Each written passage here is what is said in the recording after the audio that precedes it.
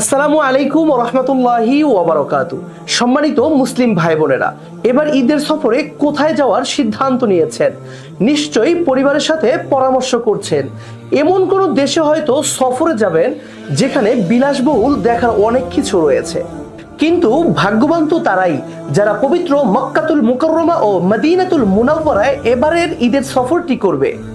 এবার ঈদের সফরে আমরা দিচ্ছি পবিত্র ওমরা পালনের পাশাপাশি সৌদি আরবের বিভিন্ন জায়গাতে ঘোরাফেরা করে পরিবারের সাথে আনন্দ উপভোগ করা ও মন খুলে ইবাদত বন্দেগী করার বিশাল সুযোগ। এই গুরুত্বপূর্ণ জায়গাগুলোতে সফর করে ঈদের আনন্দ উপভোগ করি এবং ইবাদতের সাথে আনন্দ করি সৌদি আরবের বিভিন্ন জায়গাতে। তাই এই সুন্দর কাফেলাটি আমরা রেডি করে রেখেছি আপনাদের জন্য।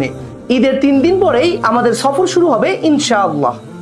যারা এখনো সিদ্ধান্ত নেননি তারা আমাদের স্ক্রিনে দেওয়া নাম্বারে কল করুন এবং আমাদের কাফেলায় অংশগ্রহণ করুন।